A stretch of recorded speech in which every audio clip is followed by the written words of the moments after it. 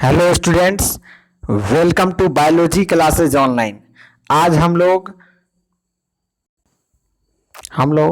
Class 11th का जो biology है, एनसीईआरटी बुक है, उसका पहले विषय सूची को हम लोग जानेंगे। और विषय सूची जानने के बाद जो है इसमें हम लोग इकाई 1 को जानेंगे, जीव जगत में विविधता जो है, और उसके पूरे चैप्टर का अध्ययन जो है हम लोग करेंगे। ठीक है, तो चलिए बिना देर के हुए अब हम लोग जो है सबसे पहले इकाई 1 में कितना चैप्टर पढ़ लेना है इसको हम लोग जान लें, और उसके बाद हम लोग जो है अध्याय 1 जीव जगत को हम लोग शुरू करें। तो देखिए इसमें क्या पढ़ना है हम लोगों को।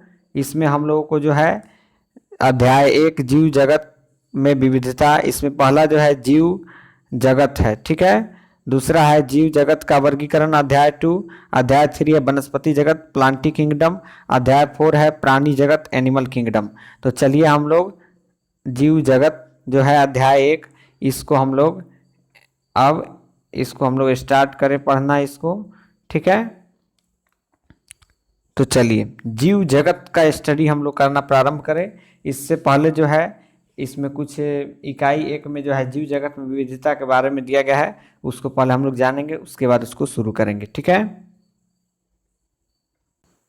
चलिए इसे ध्यान से देखिए। इकाई 1 जीव जगत में विविधता। ठीक है, तो इसमें कह रहा है इकाई 1 जीव जगत में विविधता। इसमें 4 अध्याय है। अध्याय 1 है जीव जगत, अध्याय 2 है जीव जगत का वर्गीकरण, अध्याय 3 है वनस्पति जगत, अध्याय 4 है प्राणी जगत।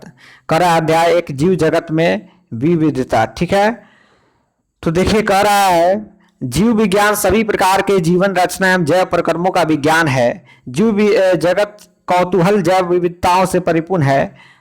आदि मानव आसानी पूर्वक निर्जीव पदार्थ एवं सजीवों के बीच अंतर कर सकता था।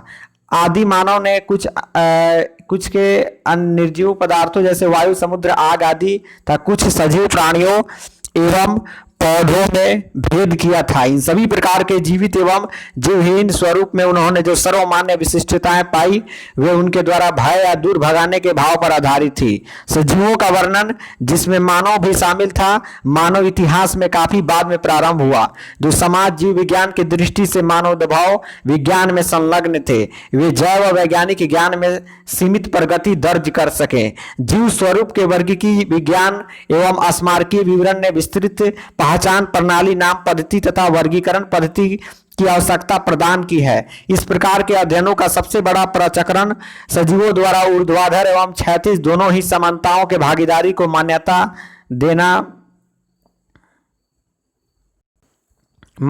देना था।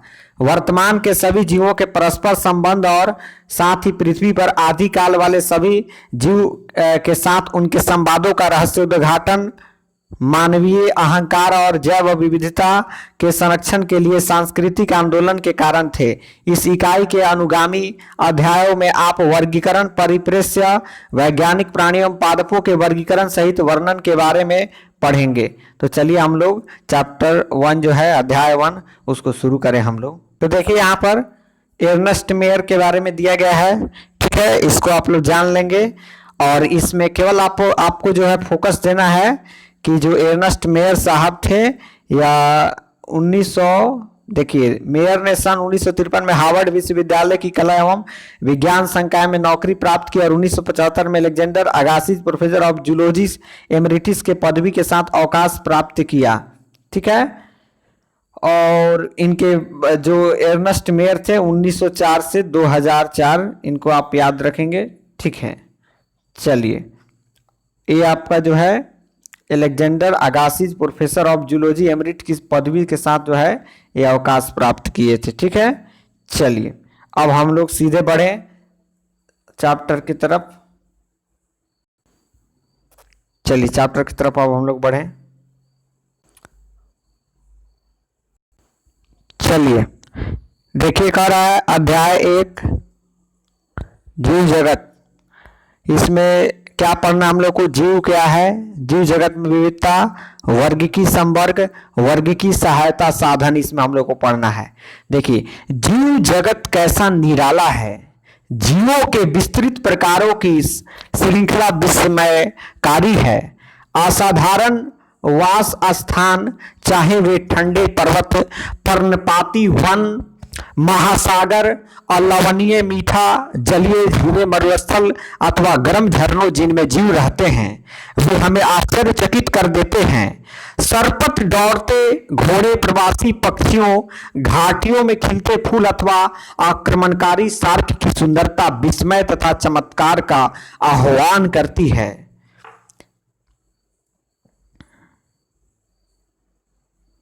पारिस्थितिक विरोध तथा समष्टि के सदस्यों तथा समष्टि और समुदाय में सहयोग अथवा यहाँ तक कि कोशिका में आणविक गतिविधि से पता चलता है कि वास्तव में जीवन क्या है।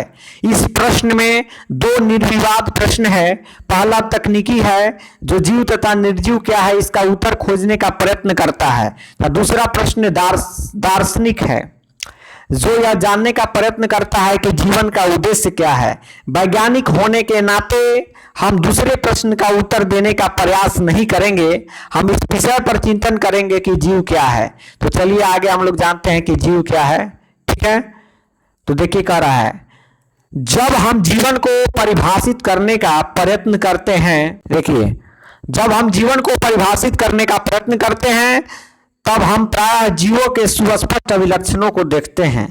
वृद्धि, जनन, पर्यावरण के प्रति संवेदना का पता लगाना और उनके अनुकूल क्रिया करना, ये सब हमारे मस्तिष्क में तुरंत आते हैं कि ये अद्भुत लक्षण जीवों के हैं। आपकी सूची में उपापचय, स्वयं की प्रतिलिपि बनाना, स्वयं को संगठित करना, प्रतिक्रिया करना तथा उद्गमन आदि को भी जोड़ सकते हैं। आओ हम इन सब को विस्तार से समझने का प्रयत्न करें। देखिए, सभी जीव वृद्धि करते हैं। जीवों के भार तथा संख्या में वृद्धि होना, ये दोनों वृद्धि के द्विजुग्मी अभिलक्षण है। ठीक है, बहुकोशिक जीव कोशिका विभाजन द्वारा वृद्धि करते हैं। पौधों में वृद्धि जीवन पर्यंत कोशिका विभाजन द्वारा संपन्न होती रहती है। प्राणियों में यह वृद्धि कुछ आयु तक होती है। ठीक है, लेकिन कोशिका विभाजन विशिष्ट ऊतकों में होता है ताकि विलुप्त कोशिकाओं के स्थान पर नई कोशिकाएं आ सके। एक कोशिक जीव भी कोशिका विभाजन द्वारा वृद्धि करते हैं। बड़ी सरलता से कोई भी इसे पात्र संवर्धन में सूक्ष्मदर्शी माइक्रोस्कोप से देखकर कोशिकाओं की संख्या गिन सकता है। अधिकांश उच्च कोटि में प्राणियों में तथा पादपों में वृद्धि तथा जनन पारस्परिक विशिष्ट घटनाएं है। हमें याद रखना चाहिए कि जीव के भार में वृद्धि होने की भी वृद्धि समझा जाता है। यदि हम भार को वृद्धि का अभिलक्षण मानते हैं तो निर्जीवों में भार में भी वृद्धि होती है। ठीक है, पर्वत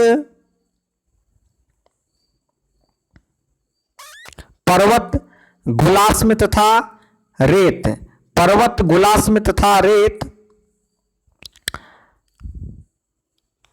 के टीले में भी वृद्धि करते हैं, लेकिन निर्जीवों में इस प्रकार की वृद्धि उनकी सतह पर पदार्थों के एकत्र होने के कारण होती है। जीवों में वृद्धि अंदर की ओर से होती है, इसलिए वृद्धि को जीवों का एक विशिष्ट गुण नहीं मान सकते।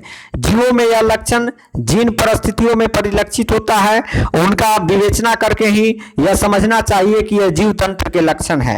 इस प्रकार जनन भी जीवों का विलक्षण है। वृद्धि के संदर्भ में इस तथ्य की व्याख्या हो सकती है। ठीक है, बहुकोशिक जीवों में जनन का अर्थ अपनी संतति उत्पन्न करना है, जिसके अभिलक्षण लगभग उसे अपने माता पिता से मिलते हैं। निर्विवाद रूप से हम लैंगिक जनन के विषय में चर्चा कर रहे हैं। जीव अलैंगिक जनन भी करते हैं। फंजाई कवक लाखों अलैंगिक बीजाणुओं द्वारा गुणन करती है और सरलता से फैल जाती है। निम्न कोटि के जीवों जैसे ईस्ट तथा हाइड्रा में मुकुलन द्वारा जनन होता है। प्लेनेरिया चप्टा कृमि में वास्तविक पुनर्जनन होता है, अर्थात एक खंडित जीव अपने शरीर के लुप्त अंग को पुनः प्राप्त कर लेता है और इस प्रकार एक नया जीव बन जाता है। ठीक है, एक नया जीव जो है ये बन जाता है। उसके बाद कह रहा है कि फंजाई तंतुमयी शैवाल मौस का प्रथम तंतु सभी विखंडन विधि द्वारा गुणन करते हैं। जब हम एक कोशिक जीवों जैसे जीवाणु, बैक्टीरिया, एक कोशिक शैवाल अथवा अमीबा के विषय में चर्चा करते हैं तब जनन की वृद्धि पर्यायवाची है, अर्थात कोशिकाओं की संख्या में वृद्धि होती है। हम पहले की ही कोशिकाओं की संख्या अथवा भार में वृद्धि होने को वृद्धि के रूप में परिभाषित कर चुके हैं। अब तक हमने देखा कि एक कोशिक जीवों में वृद्धि तथा जनन इन दोनों शब्दों के उपयोग के विषय में सुस्पष्ट नहीं है। कुछ ऐसे भी जीव हैं जो जनन नहीं करते हैं, खेसर या खच्चर, बंध कामगार मधुमक्खी, अनुवरण, मानव जुगल आदि। तो आपको ध्यान रखना है कि जो ऐसे खेसर या खच्चर जो होते हैं, बंध कामगार मधुमक्खी होते हैं, अनुभरण मानव जुगल होते हैं, ये सब जो है क्या करते हैं, इन सब जनन नहीं करते हैं, रिप्रोडक्शन नहीं करते हैं। इस प्रकार जनन भी जीवों का समग्र विशिष्ट लक्षण जो है नहीं हो सकता है, इसको ध्यान रखेंगे। यद्यपि कोई भी निर्जीव वस्तु जनन अथवा अपनी प्रतिलिपि बनाने में अक्षम है। जीव का दूसरा लक्षण जो है उपापचयन है। सभी जीव रसायनों से बने होते हैं। ये रसायन छोटे बड़े विभिन्न वर्ग माप क्रिया आदि वाले होते हैं जो अनवरत जैव अणुओं में बदलते और उनका निर्माण करते हैं। परिवर्तन रासायनिक अथवा उपापचयी क्रियाएं हैं। सभी जीवों चाहे वे बहुकोशिक हो अथवा एक कोशिक हो में हजारों उपापचयी क्रियाएं हाँ साथ साथ चलती रहती है।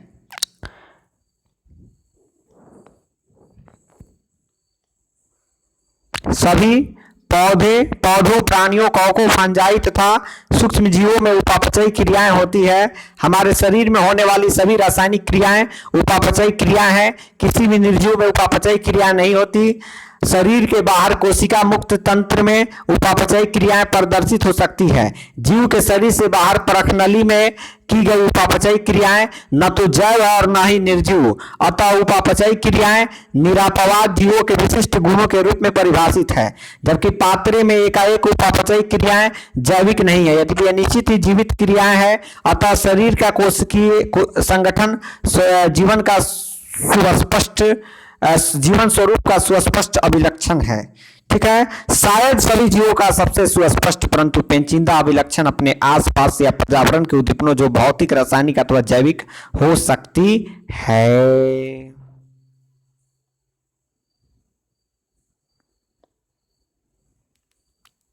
ठीक है, अब उसके आगे देखिए, कह रहा है के प्रति संवेदनशीलता तथा प्रतिक्रिया करना है। हम अपने संवेदी अंगों द्वारा अपने पर्यावरण से अवगत होते हैं।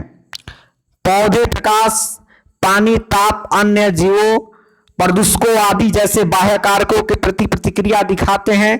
प्रोकैरियोट से लेकर जटिलतम यूकैरियोट तक सभी जीव पर्यावरण संकेतों के प्रति संवेदना एवं प्रतिक्रिया दिखा सकते हैं। पादप तथा प्राणियों दोनों में दीप्ति काल मौसमी प्रजनकों के जनन को प्रभावित करता है, इसलिए सभी जीव अपने पर्यावरण को अवगत रहते हैं। मानव ही केवल ऐसा जीव है जो स्वयं से अवगत अर्थात स्वचेतन है, इसलिए चेतना जीवों को परिभाषित करने के लिए अविलक्षण हो जाती है। जब हम मानव के विषय में चर्चा करते हैं तब जीवों को परिभाषित करना और भी कठिन हो जाता है। हम रोगी को अस्पताल में अचेत अवस्था में लेटे रहते हुए देखते हैं, जिसके हृदय तथा फुफ्फुस को चालू रखने के लिए मशीनें लगाई गई होती है।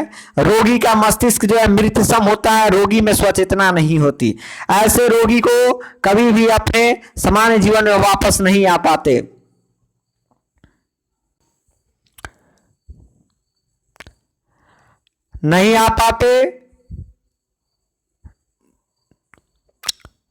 तो क्या हम उन्हें जीव अथवा निर्जीव कहेंगे? अस्पताल में कोई व्यक्ति है, उसका मस्तिष्क जो है काम करना मृतसम हो गया है, उस सांस ले उसको फुफ्फुस जो है ये सब काम कर रहा है, तो आप उसको क्या हम ध्यान दीजिए कि उसको हम लोग क्या निर्जीव कहेंगे या सजीव कहेंगे? आगे देखिए क्या कर रहा है। उच्च स्तरीय अध्ययन में जीव विज्ञान पृथ्वी पर जैव विकास की कथा है।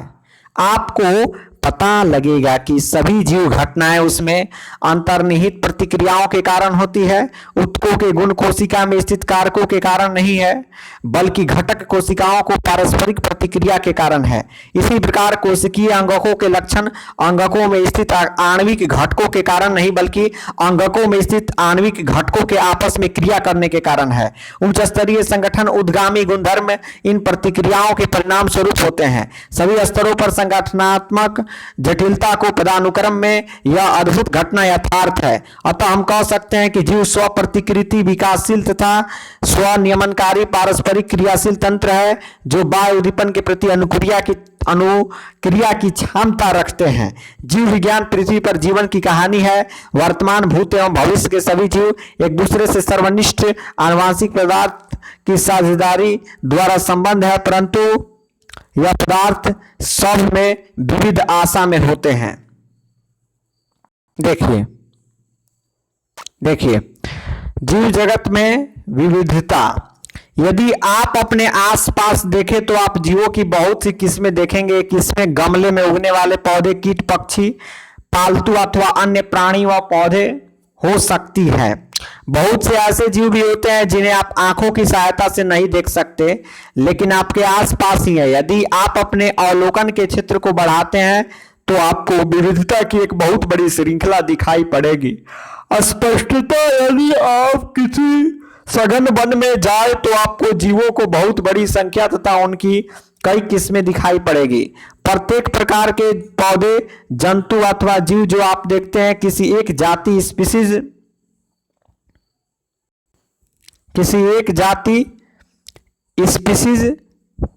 का प्रतीक है। अब तक की ज्ञात तथा वर्णित स्पीसीज की संख्या लगभग 1.7 मिलियन से लेकर के 1.8 मिलियन तक हो सकती है।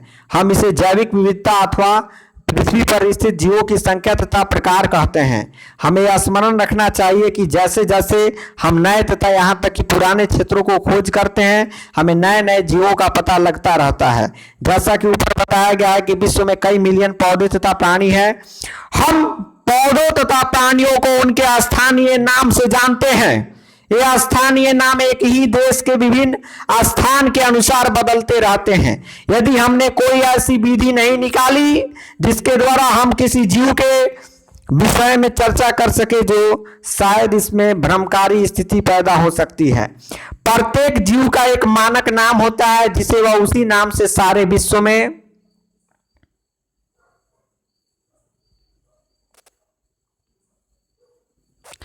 विश्व में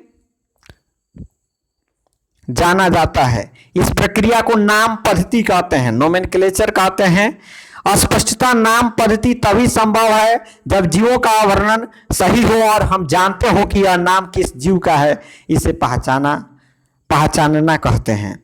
अध्ययन को सरल करने के लिए अनेकों वैज्ञानिकों ने प्रत्येक ज्ञात जीव को वैज्ञानिक नाम देने की प्रक्रिया बनाई है। इस प्रक्रिया को विश्व में सभी जीव वैज्ञानिकों ने स्वीकार किया है। पौधों के लिए वैज्ञानिक नाम का आधार सर्वमान्य नियम तथा कसौटी है, जिनको international code of botanical nomenclature ICBN में दिया गया है।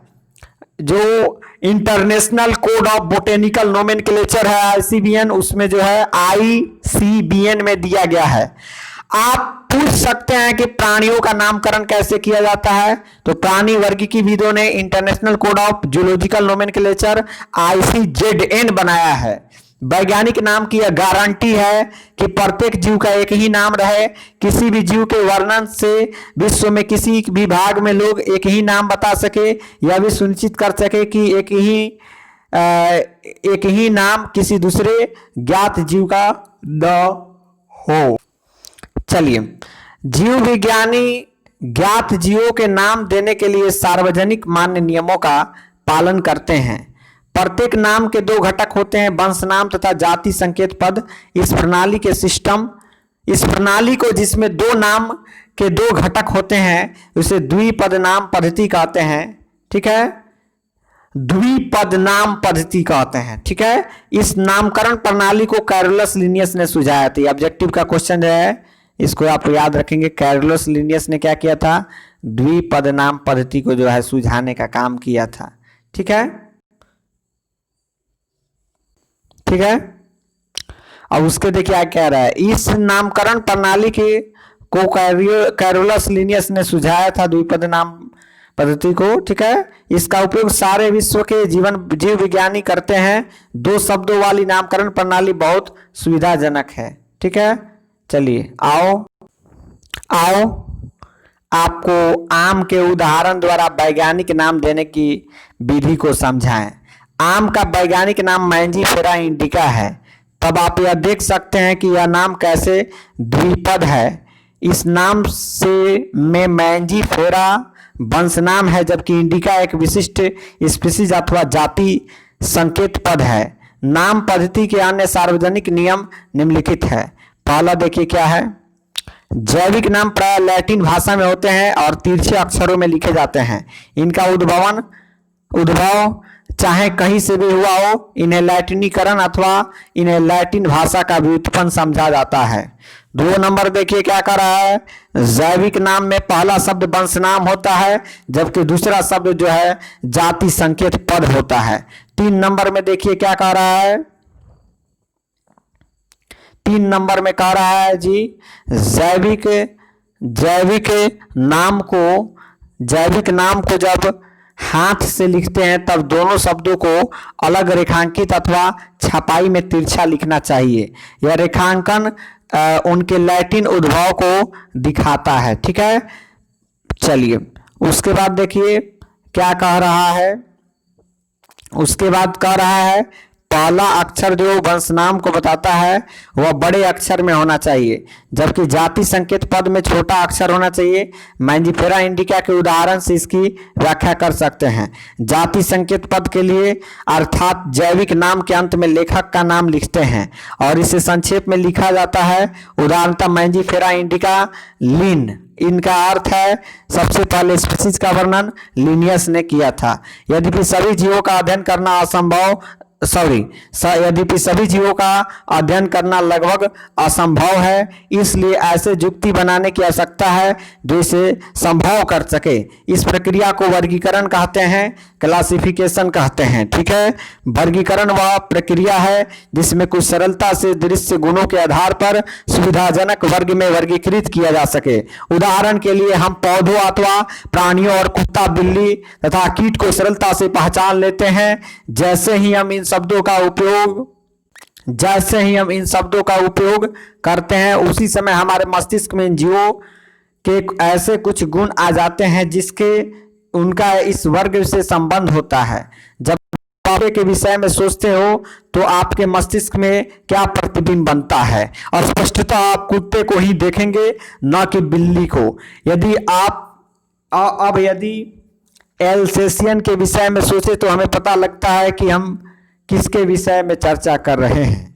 इसी प्रकार मान लो हमें स्तनधारी कहना है तो आप ऐसे जंतु के विषय में सोचेंगे जिसके बाएं कान और शरीर पर बाल होते हैं। इसी प्रकार पौधों में यदि हम गेहूं के विषय में चर्चा करें तो हमारे मस्तिष्क में गेहूं का पौधा आ जाएगा।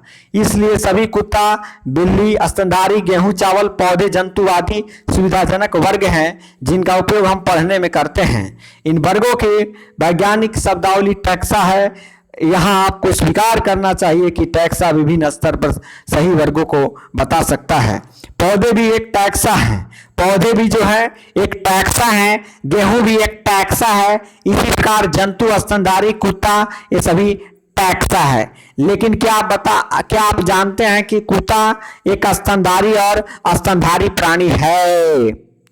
इसलिए प्राणी स्तनधारी तथा कुत्ता विभिन्न स्तरों पर टैक्सा को बताता है। ठीक है, चलिए नेक्स्ट देखें। हेलो, देखिए कह रहा है इसलिए गुणों के आधार पर सभी जीवों को विभिन्न टैक्सा में वर्गीकृत कर सकते हैं। गुण जैसे प्रकार, रचना, कोशिका की रचना, विकासीय प्रक्रम तथा जीव की पारिस्थितिक सूचनाएं आवश्यक है और वर्गीकरण अध्ययन के आधार हैं। इसलिए विशेषीकरण, पहचान, अभिज्ञान, वर्गीकरण तथा नाम पद्धति आदि ऐसे प्रक्रम प्रणाली है जो वर्गीकरण विज्ञान के आधार हैं। वर्गीकी कोई नई नहीं है, जो वर्गीकी है कोई नई नहीं है। मानव सदैव विभिन्न प्रकार के जीवों के विषय में अधिकाधिक जानने का प्रयत्न करता रहता है, विशेष रूप से उनके विषय में जो उनके लिए अधिक उपयोगी थे। आदिमानव को अपनी मूलभूत आवश्यकताओं जैसे भोजन, कपड़े तथा आश्रय के लिए नए नए स्रोत खोजने पड़ते थे, इसलिए विभिन्न जीवों के वर्गीकरण का आधार उपयोग पर आधारित था। काफी समय से मानव विभिन्न प्रकार के जीवों के विषय में जानने और उनकी विविधता सहित उनके संबंध में रुचि लेता रहा है। अध्ययन की शाखा को वर्गीकरण पद्धति सिस्टेमेटिक्स कहते हैं। सिस्टेमेटिक्स शब्द लैटिन शब्द सिस्टीमा से आया है, जिसका अर्थ है, क्या अर्थ है जी? जिसका देखिए कह रहा है कि सबसे पहले आपसे कह क्या रहा है, कह रहा है कि सिस्टेमेटिक शब्द जो है लैटिन शब्द सिस्टेमा से आया है, जिसका अर्थ है कि जीवों की नियमित व्यवस्था। लिनियस ने अपने पब्लिकेशन का टाइटल सिस्टेमा नेचर चुना। वर्गीकरण पद्धति में पहचान, नाम पद्धति तथा वर्गीकरण को शामिल करके इसके क्षेत्र को बढ़ा दिया है। वर्गीकरण पद्धति में जीवों के विकासीय संबंध को भी ध्यान रखा गया है। ठीक है, चलिए अब वर्गीकी संवर्ग को जो है इसको अगले वीडियो में जो है इसके पार्ट 2 वीडियो में जो है हम लोग वर्गीकी संवर्ग को जानेंगे और इसके आगे वाले जो एनसीईआरटी में टॉपिक दे रखा है इसको हम लोग जानेंगे। जो लोग चैनल पर नए हैं आप जल्द से जल्द जो है चैनल को सब्सक्राइब कर लीजिए, ठीक है, और बेल आइकन को भी प्रेस कर दीजिए ताकि जब नया वीडियो अपलोड हो तो सबसे पहले जो है नोटिफिकेशन जो है आप ही के पास पहुंचे। ठीक है, और अगर आपको वीडियो अच्छा लग रहा है तो आप वीडियो को लाइक कर दीजिए और कमेंट करके बताइए हमें कि आपको वीडियो कैसा लगा है। ठीक है, चलिए आप ऐसे ही बायोलॉजी क्लासेज ऑनलाइन से जुड़े रहिए और आप अपना स्टडी कीजिए, बायोलॉजी का स्टडी कीजिए।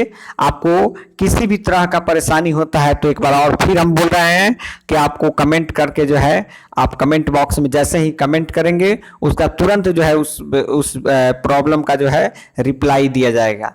ठीक है, चलिए thank you for watching this video. फिर मिलेंगे हम लोग नेक्स्ट वीडियो में।